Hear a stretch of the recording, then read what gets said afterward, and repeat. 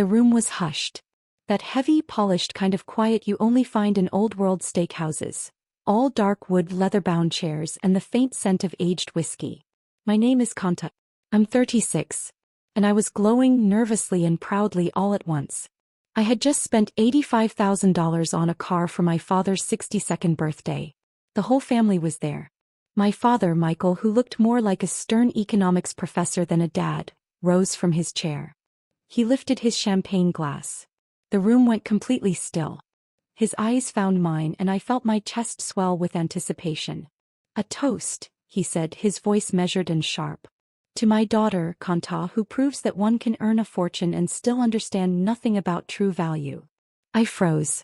Backhanded, cutting, and delivered with absolute confidence. It was quintessential Michael. To understand that toast, you have to understand my father. Michael Miller isn't just a dad. He's a tenured economics professor at Beacon Hill, Boston. A man whose world revolves around theory, austerity, and quiet, relentless judgment. On paper, our life looked perfect. But after my mother, Susan, died of cancer when I was 12, all warmth drained from our house. It was just me and him, and he replaced every ounce of affection with lectures. My mother had been the buffer. Without her, I was left navigating a cold landscape of logic and numbers, trying to connect with a man who spoke only the language of markets and efficiency. I still remember my 13th birthday, the first without her. I had hoped for a bike, maybe a small party with friends. Instead, my father came home late from the university, ate the dinner I'd made, and returned to his study. An hour later, he reappeared carrying a heavy, cloth-bound book, a first edition of The Wealth of Nations. "It's time you understood market forces, Kantha," he said before disappearing back into his papers. No cake, no card, just that dense book on economic theory. That night, I cried into my pillow, clutching it like proof he remembered I existed. From then on, school became my battlefield. I didn't just aim for good grades, I aimed for his attention. I pushed relentlessly, acing classes, winning debates, excelling in every measurable way. Each accomplishment was a gift laid at his feet, hoping for a single word of praise. In college, I built my first business plan for a small tech startup. I used a $2,500 scholarship as seed money, pouring months into spreadsheets, market analyses, and presentations. When I finally showed it to him, heart pounding, he studied the numbers silently for 10 minutes. "Your profit margins are inefficient," he said finally. "This is a hobby, Kantha, not a business. Your $2,500 would be better invested elsewhere." A hobby. I worked that hobby to exhaustion, and when I sold it years later for millions, I thought, this is it. This is the moment. I called him from Austin, hands trembling. "Dad," I said, "I sold the company." A long pause. I could hear his breathing. And then, "Don't forget to account for capital gains." No congratulations. No pride. Just a tax tip. My life had been a ledger. Good grades earned a nod. A science fair win earned a weekend of peace. Everything transactional. So when his 62nd birthday approached, I decided to make the ultimate transaction. Years ago, he had mentioned a 1968 vintage sports car he and Mom had always dreamed of. I found one. Fully restored, sourced by a broker in New England, perfect condition. It cost $85,000. Nearly all my liquid savings vanished in an instant, but I convinced myself it was worth it. This wasn't just a car. It was a symbol. A way to say, "See, I listened. I succeeded. I can give you the dream you gave up." I spent months planning the party, coordinating with the broker, imagining the look on his face. This time I told myself he would finally see me, not just the grades, the business deals, or the relentless striving, but me, Kantha, the daughter who had finally learned the language he understood. And that's how I ended up standing there in the old world steakhouse, champagne in hand, heart hammering, ready to witness the reaction I had spent decades hoping to earn. The room was still. That heavy, curated quiet you only find in old world steakhouses, dark wood panels, leather chairs, faint scent of polished brass. The camera lingers on my face. The smile I had been holding for an hour didn't just fade. It shattered. For a heartbeat, the world went silent. Then came a sharp, mocking laugh from my Uncle David. My Aunt Karen, seated next to him, shot him a glare that could have frozen fire, and he immediately coughed, pretending he'd choked on his water. Across the table, my father's new academic girlfriend, Linda, stared down at her plate as if it held the secrets of the universe. I felt heat rush to my cheeks, a hot, stinging blush of humiliation. Tears pricked my eyes, but I refused to let them fall. Not here. Not in front of him. I didn't cry. I didn't yell. I didn't demand an explanation. In that instant, I understood something crucial. You don't have to win the argument. You just have to protect your dignity. I stood slowly. The scrape of my chair against the hardwood sounded deafening in the silence. I laid my heavy linen napkin neatly on the table, a small act of finality, and without a word, I chose dignity over drama. I turned and walked out, past laughing strangers at the bar, past the host stand, and through the heavy oak doors into the cold, damp Boston night. The air hit my lungs, sharp and bracing, and for the first time in hours I felt like I could breathe. I slid into the back of an Uber I'd called from the lobby. Only there, in the dark back seat, did I let a single hot tear roll down my cheek. I wasn't sobbing. I was consumed by a sharp, clear awareness. The world could be cruel, but I still had control over myself. The next morning, 7 a.m. in my sterile hotel room, I hadn't slept. I sat staring at my phone as pale light filtered through the curtains. It buzzed. A text from Michael. My heart jumped. Maybe an apology, maybe recognition of his cruelty. I opened it. You created an incredibly awkward situation last night. You embarrassed me in front of Linda. No apology. No remorse. Just blame. I couldn't respond. 10 minutes later, another text. Linda is very upset. You owe her an apology for ruining the evening. I almost laughed. The absurdity. The sheer nerve. I owed his girlfriend an apology. My phone rang. Michael. I hit ignore. And again. Then a new text appeared. This is childish. Kantha, I am flying to a conference at noon. I expect the keys and paperwork for the car on my desk before I return. We will discuss your immature behavior then. I read it 3 times. He wasn't just unapologetic, he was doubling down. Demanding the $85,000 gift he had publicly mocked.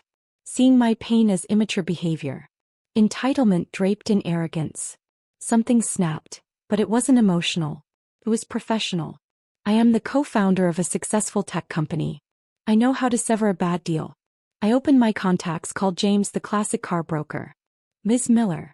How did he like it? It's a beauty, isn't it? It is, James. Perfect, I said, calm and cold. There's been a change of plans. I need you to relist the 68. Pause. Excuse me? Is there something wrong with the car? We can pick it up. No. Nothing is wrong with the car, I said. The situation has changed. Sell it. Wire the remainder to my account. Commission fee? Fine. $5,000. The price of freedom. Then I opened my text chain with Michael. Coldly, simply. The matter of the car has been handled. It is being resold by the broker. Do not contact me again. Sent. Blocked his number. Blocked Linda's. Blocked Uncle David's. I booked the next flight back to Austin. Logan Airport, Gate B22. Waiting. Then my phone buzzed. Unblocked number. Boston area code. Aunt Karen. The only warmth left in that family. Kantha, honey, please don't hang up. Her voice trembled with kindness. I stayed silent. What your father said, she continued, voice shaking, was the cruelest thing I've ever heard. There is no excuse. I want you to know that. Hey, I said, flat dead. She hesitated. I think you need to know why. Why what? I snapped. No, honey, she said gently. Why that car? I weighted my chest tight. What did she mean? Aunt Karen took a slow, steadying breath. That 68 sports car. It wasn't just his dream car. It was theirs. His and Susan's. Your mother's. My stomach sank. I had to lean against the terminal window. The world tilted and my head spun. He never told you? I whispered.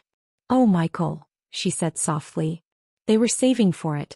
Kantha, they had a picture of it on the fridge for years. Their someday car, for when he got tenure when the kids were older. I felt the air leave my lungs.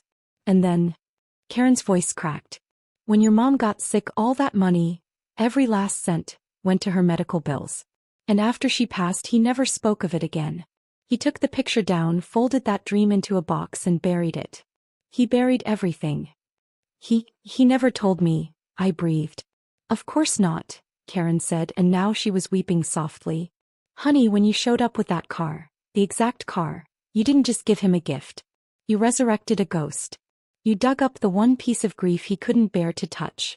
He didn't lash out at you, Kantha, he lashed out at the reminder of everything he lost.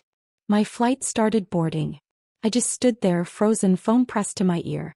2 days later, I was back in my Austin condo. Sunlight streamed through the floor-to-ceiling windows, but the apartment felt cold, empty. I'd spent the days replaying Aunt Karen's words. Anger still burned, a hot, coiled tension in my stomach. But now it was tangled with a new, tragic understanding. He wasn't cruel. He was broken. And I, by accident, had struck the fragile cast around his heart. I didn't know what to do with that. My laptop pinged. An email, not from his personal account which I'd blocked, but his university address.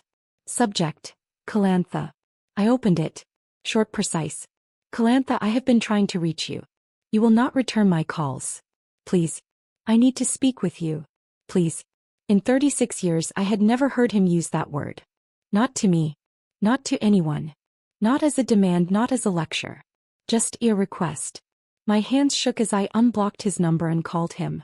First ring, he answered. Kantha. His voice. Small, thin. Not the booming professor's lecture hall voice. This was fragile, human. I got your email, I said, voice steady. I don't know what to say, he stammered. The car is gone, Dad. A long pause. Then a breath escaped him like something trapped in his chest for 20 years. Good, he whispered. Good. He echoed, stunned. Because of Mom, he finally said, strained. I don't know how. You don't know how to talk about her. The anger I'd felt, the righteous, hard-earned anger, started to rise again. So you humiliate me instead. Call me valueless in front of your entire family, in front of your new girlfriend. All my life I've been a line item on your ledger. A hobby. An inefficient margin. I'm so tired of trying to earn my place on your balance sheet. On the other end, a sound choked, guttural, raw. A sob. It's not you, he whispered, voice breaking. It's me. You look so much like her. And you're successful. You built, from nothing. From that hobby. I'm so proud of you, Kantha. I'm terrified, but I'm proud. The power shift was complete. The stoic professor, the man of ironclad theories and emotional austerity, was gone. Dad, don't leave, he pleaded. I know I don't deserve it. But please, I'll get help. Therapy. Whatever it takes. Please, Kantha. Please. 1 year later, I stand in my Austin office looking out over the skyline. So much has changed. He kept his word. He kept mine. It wasn't instant. It wasn't cinematic. It was slow, awkward, painful. He started seeing Dr. Albright, a therapist, navigating the emotional terrain he had never been taught. I returned to therapy too, not to win his approval but to learn how to live for myself. My therapist introduced me to the concept of emotional inheritance. Cold, severe parents leave a legacy of silence and fear. My father had been handed emotional poverty, and after my mother died, that was all he had to pass down. Our work wasn't about him learning to love me. It was about learning a new emotional language from scratch. At 62, he was learning to speak from the heart. Our relationship isn't perfect, but it's real. We talk once a week, really talk, though the conversations are still sometimes awkward. He'll start going on about the federal funds rate, and I gently redirect him. How are you feeling, Dad? It's work, but it's ours, and we're both learning. My phone buzzed on the desk. A text from Michael in Boston. Would love to take you to dinner this weekend. I smiled. Not the steakhouse. I typed back. I'd love that, but I'm in Austin.